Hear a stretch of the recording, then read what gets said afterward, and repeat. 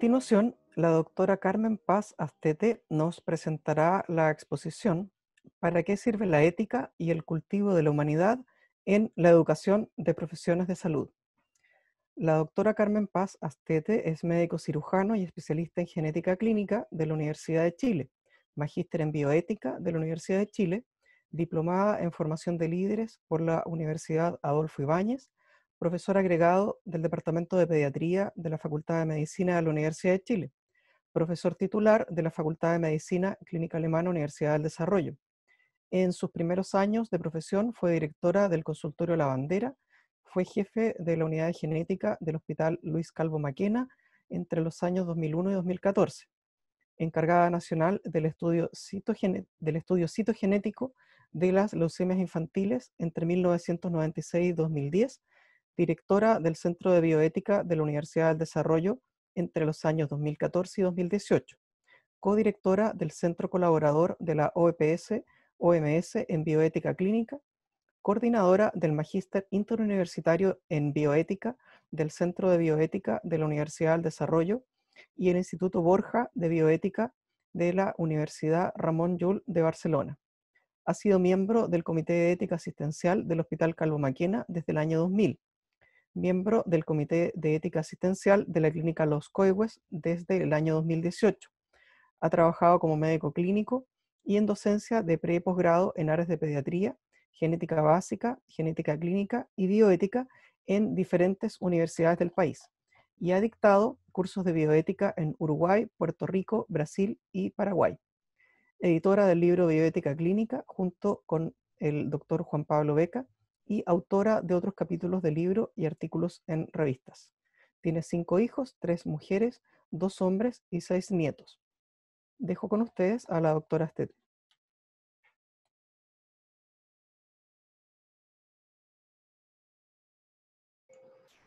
Hola, buenos días. Gracias, Juan Pablo. Da un poco de vergüenza que cuenten tanto de la vida de uno, pero estoy muy contenta de estar aquí. Les quiero agradecer esta invitación, de verdad. Siento que se trata de un tema importantísimo en estos momentos con tantos desasosiegos sociales, políticos, culturales, y poder participar, además con tantos hermanos latinoamericanos que vi que están presentes, de verdad es un honor. Así que le agradezco y felicito a los organizadores por esta jornada.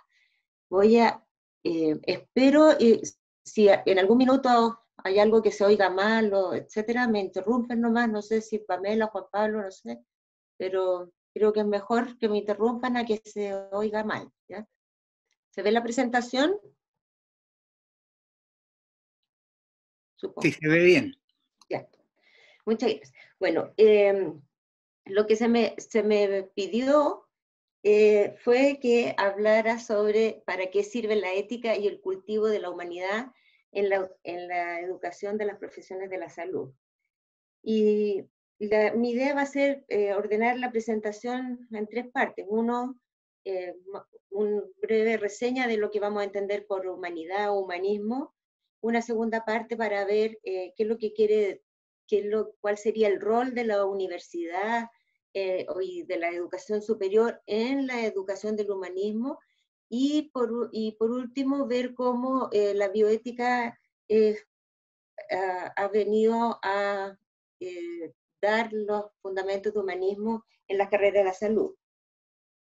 Cuando me enfrenté al título de la charla, que ¿para qué sirve la ética y el cultivo de la humanidad en la educación de las profesiones de salud? Me dije, bueno, o sea, ¿para qué sirve? O sea, ¿para qué es útil? Y me vino a la mente la conferencia que tuve la oportunidad de escuchar del filósofo italiano Nunzio Urdines, que se llamaba La utilidad de lo inútil. Y creo que de eso se trata, de tener que explicar por qué es útil algo que parece que es inútil. Y él lo que dice es que en la sociedad actual hemos considerado que lo útil es todo aquello que produce ganancias inmediatas, que produce un beneficio económico o un beneficio práctico. Y todo lo demás parece que es inútil. Y por lo tanto, hemos entrado a desvalorizar saberes fundamentales para el desarrollo de la humanidad. Sin duda, esto tiene el gran riesgo de ir transformando a las personas en mercancías. Si las personas dejan de ser productivas en el sentido mercantil, pierden valor para la sociedad con el riesgo de eliminar cualquier forma de respeto por las personas. Y él también dice, claro, cuando caemos en este universo del utilitarismo extremo, nos encontramos con que un martillo vale más que una sinfonía y un cuchillo más que una poesía, de la poesía del doctor recién. Y la verdad es que la esencia de la vida humana tiene que ver con lo bueno, que no tiene que ver con el valor comercial o el valor práctico, sino que nos referimos a lo que tiene beneficio moral y social. Lo útil sería todo aquello que nos ayuda a ser mejores, a conseguir una auténtica existencia humana. Y entonces podríamos decir que a lo mejor todo lo que consideramos útil, realmente eso es lo inútil, cosas que desechamos y que las podemos reemplazar por otras. En cambio, el crecimiento humano no es reemplazable ni tiene un precio. Petrarca, considerado el padre del humanismo en el siglo XIV, señalaba que para ser culto y adquirir verdadera humanidad era indispensable el estudio de las lenguas y letras de los clásicos grecolatinos como una forma de restaurar los valores humanos. Es decir, para la fuente de la formación humanista en realidad se encontraba en estos autores grecorromanos, y por eso, desde otro punto de vista, se puede decir que el humanismo surgió en Grecia con Sócrates. A pesar de que se habla de que Francesco Petrarca es el padre del humanismo, pero también por otro lado uno diría, en la Grecia antigua se encuentra la base del humanismo. Sócrates se orientó la filosofía a ocuparse en los temas del hombre. Fue como el primero que transformó la filosofía en un estudio del hombre, ¿ya? Y al conocimiento racional de la verdad y a la ética. Y él originó la paideia, que era la teoría y práctica de la educación que debía recibir el joven griego para que se transformase en un hombre útil y perfecto, según un modelo humanista. Y este ideal de formación, esta paideia, pasó a Roma, donde se la tradujo como humanitas, y de ahí lo que hemos seguido usando como humanismo y humanidades. Lo que buscaba el espíritu humanista en los griegos era el desarrollo de las potencialidades propias del hombre. El ser humano, en su concepto, necesita desarrollar la virtud para la que ha nacido, y para eso es necesario que se conozca, que se esfuerce y que se modere. La humanitas latina, en cambio, era parecido, pero decía, es lo que el hombre adquiere, la educación y la cultura, como opuesto a la natura, a lo que trae. Pero en el fondo, ambos conceptos eran: el hombre debe desarrollarse, debe estudiar, debe perfeccionarse, porque no viene completo, ¿ya? Tiene que completarse en el conocimiento. Se considera que Immanuel Kant, este filósofo alemán, sería considera uno de los filósofos más importantes de la modernidad, hizo un aporte fundamental al humanismo moderno al sentar las bases filosóficas para el reconocimiento de la dignidad humana de todos los seres humanos, que se expresa en su máxima: obra de tal modo que utilices lo humano, tanto en tu persona como en la persona de cualquier otro, siempre al mismo tiempo como un fin y nunca meramente como un medio. él piensa que lo que constituye la dignidad humana, la esencia del ser humano es la libertad, y que el fin de la educación es la emancipación, y entiende que la emancipación es el paso a la mayoría de edad, no solo biológica, sino que intelectual, moral y legal, y consiste en que la persona se atreve a pensar y actuar por sí misma de manera autónoma, liberándose de las influencias externas y siguiendo exclusivamente los dictados internos de la propia razón. Es lo que llamamos una persona madura o una persona autónoma, ¿ya? Y para ello se requiere el desarrollo de pensamiento crítico. Y para Kant, este desarrollo de persona se consigue por la educación y, como dijimos antiguamente, para él sería el fin de la educación. Y el mundo occidental entonces heredó concepción de humanismo del Renacimiento europeo, que considera al ser humano como un proyecto inacabado, y un individuo único e irrepetible, el cual mediante su actividad libre y el uso de la inteligencia se da una forma de ser. Y es en esto en que radica la dignidad del ser humano, es ser, por un lado, un proyecto que se va construyendo y que lo define como un ser único e irrepetible. El humanismo también implica un compromiso con la búsqueda de la verdad y de la moralidad, pero por medios humanos, ¿ya? Y el objetivo es conseguir a un ser humano libre, y la verdadera libertad de los seres humanos se consigue con el conocimiento, el pensamiento y el humanismo. Entonces, habiendo hecho un resumen sobre lo que podría ser humanismo, hay varias acepciones y algunas aristas que podrían ser distintas, pero teniendo más o menos esta idea sobre lo que podemos decir de humanismo, y entonces la siguiente pregunta que nos podríamos hacer es: ¿se debe educar en humanismo en la educación superior y específicamente en las carreras de la salud? A mí me parece que, bueno, que primero es importante hacer una distinción entre lo que entendemos por enseñar y educar.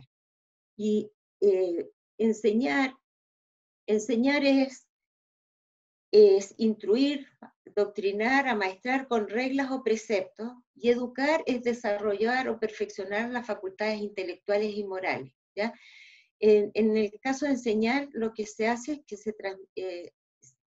es un sistema de dar instrucción formado por el conjunto de conocimientos, principios e ideas que se enseñan. Y en el caso de educar es formar en ideas, estimular el espíritu crítico, sin caer nunca en el adoctrinamiento, ¿ya? Y también es promover y transmitir valores. Para Michel de Montaigne, el filósofo francés del Renacimiento, creador del género ensayo, la educación debe formar al hombre mejor, librarlo de prejuicios sociales y de falsos orgullos, hacer del educando un ser reflexivo, humanamente formado, antes que repleto de conocimientos. Pero obviamente no se trata de que el conocimiento no sea un valor, sino de tener cuidado en no asumir que de por sí solo tener mucho conocimiento nos va a conducir a la virtud moral y a la salvación de la sociedad. El conocimiento y la racionalidad deben hoy día legitimarse a la luz de valores y de múltiples valores, y principalmente de coherencia y de respeto por las personas, y, y consideran a las personas como fuentes de puntos de vista que pueden ser correctos, y también de valores de humildad y de reconocimiento que se puede estar equivocado. La ciencia se puede equivocar y se ha equivocado, y la tecnología además se puede mal utilizar y se ha mal utilizado. Por lo tanto, debemos siempre considerarla en un contexto valórico. Para José Ortega y Gasset, filósofo español que falleció en 1955, en su escrito sobre la misión de la universidad dice que la universidad tiene la responsabilidad de preparar profesionales y avanzar en la investigación científica, pero la misión más fundamental de la universidad es formar personas. Queremos hombres que sean hombres y no máquinas. Y aquí quiero hacer un paréntesis. ¿Ya? Muchas de estos pensamientos hablan de los hombres y no de las mujeres, y hoy día sería absolutamente incorrecto, pero estoy repitiendo. Hoy día diríamos hombres y mujeres. Pero dice, queremos hombres que sean hombres y no máquinas. También dice, lo que se debe evitar es que la necesaria especialización acabe por conducir a lo que él llama la barbarie del especialismo, es decir, la situación en la que se encuentra un hombre cuando sabe mucho de una cosa e ignora de raíz todas las demás. Esa sería una barbarie. La misión de la educación superior entonces sería educar personas libres, sin prejuicios y respetuosas de la dignidad de las personas en lo que se conoce como modelo de educación liberal, que no voy a poder entrar en detalle, pero es esta formación de hombres libres, ahora cómo se adquiere, etcétera, es todo un tema enorme, ¿ya? Y Martha Nussbaum, una filósofa norteamericana contemporánea que ha trabajado con el Premio Nobel de Economía Amartya Sen en temas relacionados con el desarrollo y la ética y las capacidades en relación con la pobreza desde una perspectiva aristotélica. Es una mujer muy importante hoy en día su pensamiento. Ella establece que los tres valores primordiales de lo que entiende por la educación liberal son el examen crítico de uno mismo, el ideal del ciudadano del mundo y el desarrollo de la imaginación narrativa. Sin embargo, lo que ella advierte es que había una progresiva mercantilización de la universidad que ha llevado al menoscabo de la enseñanza de las humanidades y con ello el fin de la idea de educación liberal. Y esta amenaza sobre la educación liberal se convierte, a su juicio, en el principal peligro para la supervivencia de la democracia en la actualidad. La democracia requiere individuos libres y esa libertad se consigue con el desarrollo de las virtudes humanas. El desarrollo de las humanidades y con ello el respeto por la dignidad humana son imprescindibles para la democracia. Yo tengo la impresión que estamos farreándonos una juventud llena de ímpetus por hacer un mundo mejor, pero que no ha tenido la posibilidad de conocer y reflexionar críticamente sobre qué es lo bueno y lo mejor para la humanidad, y vive la desesperanza, y este sentimiento se transforma en descontento y agresividad o en indiferencia. Cualquiera de las dos cosas que no son lo que desearíamos. Y porque tal vez hemos abandonado esto de cultivarles el humanismo y la reflexión. Tanto Daniel Bell como Ortega les preocupa que la modernidad cultural y el tipo de educación superior está formando lo que llaman hombres masa, es decir, hombres sin personalidad y con escasa capacidad crítica, y piensan que sin duda esta es la mayor justificación para fortalecer las humanidades en la educación. Y nada más que incluso esto del rol de las universidades en la formación de las personas, en la educación liberal, en la educación en el humanismo, existe en la ley que es del 2018 sobre universidades estatales, si bien no usa ninguno de estos términos, dice, las universidades estatales deben asumir con vocación de excelencia la formación de personas con espíritu crítico y reflexivo, que promuevan el diálogo racional y la tolerancia, y que contribuyan a forjar una ciudadanía inspirada en valores éticos, democráticos, cívicos y de solidaridad social, respetuosa de los pueblos originarios y del medio ambiente. O sea, es tan implícito todo aquí, sin nombrar, como les digo, estas líneas de educación están aquí explicitadas. Y pareciera entonces que no es necesario discutir más sobre la importancia de la educación en humanidades en la educación superior, pero la realidad es que igual hay otras líneas de pensamiento, como la del filósofo y educador alemán Luis Constiller, quien en 1865 propuso dejar de lado la formación e identificar la educación con la mera instrucción. Si bien no hay mucho literatura sobre estas líneas de pensamiento, y al revés, en la teoría todos han asumido que es mejor y que se debe hacer una formación más integral, no cabe duda que en la práctica los éxitos de la ciencia y la tecnología se han traducido en que la educación más utilitarista, que podríamos decir, se extendiera por todo el mundo, de todos los fundamentos, análisis y aceptación sobre la importancia de la educación humanista. Y esto, sin duda, ha invadido el campo de la formación profesional de la salud. Y los currículum los hemos ido colmando cada vez con mayor cantidad de mayor contenido científico y tecnológico. Claro, ya hay tanta producción de conocimiento todos los días, cada minuto tenemos nueva información y el tiempo solo alcanza para entregar y evaluar conocimientos, datos, y mientras tanto el mundo se queja y se queja de la deshumanización de la medicina. A fines del siglo XIX, José Letamendi, un académico de número de la Real Academia de Medicina Española, que fue catedrático de anatomía y patología en diversas universidades, decía: el que solo sabe de medicina, ni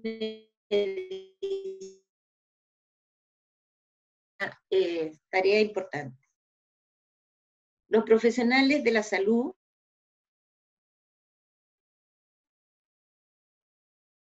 entre ellos las mujeres para hombres y mujeres, ¿cómo se podría ejercer la vida sin conocer lo que somos y lo que son nuestros objetivos como seres humanos y como humanidad? ¿Cómo podemos estar atentos a tratar enfermos y no enfermedades, a tratar individuos y no órganos aislados? Supongo que a los estudiantes y a los que ya son más grandes, más de alguna vez le habrán dicho que la medicina es un arte y una ciencia. Al menos yo lo oí a veces mientras era estudiante, y después también. Y el doctor Vicente Valdivieso, quien obtuvo el Premio Nacional de Medicina este año por su aporte a la formación de médicos del país, él lo explicita y lo completa diciendo que la medicina clínica es un saber práctico, un arte, con fundamento científico, una ciencia al servicio del ser humano, humanismo. Y por su parte, Edmund Pellegrino, un bioeticista norteamericano, profesor de medicina y ética médica, decía que la medicina es la más científica de las artes, la más artística de las humanidades y la más humanista de las ciencias, lo que le conferiría un estatus epistemológico propio y diferente a las demás disciplinas. Y la bioética, como ética parte de las humanidades, nace a mediados del siglo XX como una necesidad de tender un puente entre dos culturas, la científica, que estaba en torno al conocimiento de la vida y las condiciones ambientales, y la humanística, centrada en el conocimiento de los valores y de una actitud ética de responsabilidad hacia el prójimo. Una unión, había la necesidad de establecer una unión entre la ciencia y el mundo de los valores. La bioética es una disciplina que, si bien por ser relativamente nueva está en constante desarrollo, hoy se considera que debe formar parte de la formación de los profesionales de la salud, aportando a los futuros profesionales en el desarrollo de su humanidad. La bioética se puede definir sucintamente como una disciplina de ética cívica aplicada a las ciencias de la vida. Como ética aplicada, quiere responder a las preguntas de qué se debe hacer y por qué, cuál es el fundamento ético en cada situación dada. Y como ética cívica, lo que quiere significar es que reconoce que vivimos en una sociedad pluralista y democrática en que las personas tienen diferentes concepciones de felicidad y de finalidad de la vida y de concepción de lo que es una vida buena. Una sociedad en que existe una pluralidad de valores, se llama un pluralismo moral, lo que no significa un relativismo, no todo vale, hay disvalores y hay límites, ¿ya? Ni tampoco significa un nihilismo en que no haya normas ni reglas que cumplir. Y que también hay pluralismo político y religioso, lo que se debe considerar como valioso y enriquecedor para la sociedad, pero que para que exista una convivencia pacífica hay unos valores mínimos, cuantitativamente mínimos y no cualitativamente, reflexionados y acordados por toda la sociedad que todos debemos respetar.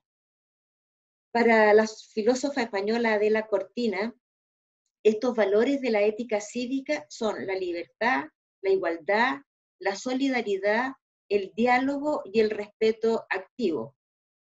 Y como ven, estos también uno podría decir que son los valores, gran parte de estos, de la Declaración de Derechos Humanos, que también uno podría decir que esas son la base de la ética cívica, los valores de la Declaración Universal de Derechos Humanos. Las decisiones en salud son decisiones complejas, se trabaja con la incertidumbre. Las decisiones afectan a personas que tienen escalas de valores, creencias, expectativas, contextos que las hacen únicas, y además estas personas tienen derechos y el deber profesional es respetar su dignidad. Además, en general hay varias opciones de conductas a seguir y la buena decisión, la decisión correcta, clínica y éticamente debe ser la decisión óptima. O sea, la buena es la óptima y debe buscar lo mejor para el paciente o, según el caso, para la comunidad. Y esta tarea no es simple. Se requiere conocimiento científico, experiencia, conocer al ser humano y desarrollar el respeto por cada uno. Y esto es parte de la tarea del humanismo. Y este respeto no será verdadero en la medida que no comprendamos su fundamento. Para que sea verdadero necesitamos comprender en qué se fundamenta. Entonces, la toma de decisiones en salud siempre tiene un componente ético y los profesionales de la salud requieren para un buen ejercicio de la profesión formarse en estos aspectos.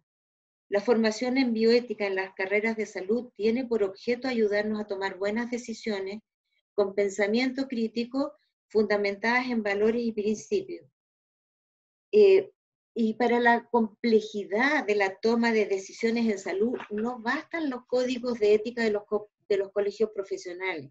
La bioética es más que solo profesionalismo, más que solo cumplir con normas. Se necesita formación ética y aprovecho de decir que también se requiere el desarrollo de la sensibilidad ética que se adquiere principalmente a través de la narrativa, que es lo que hace este laboratorio en el que estamos participando hoy día.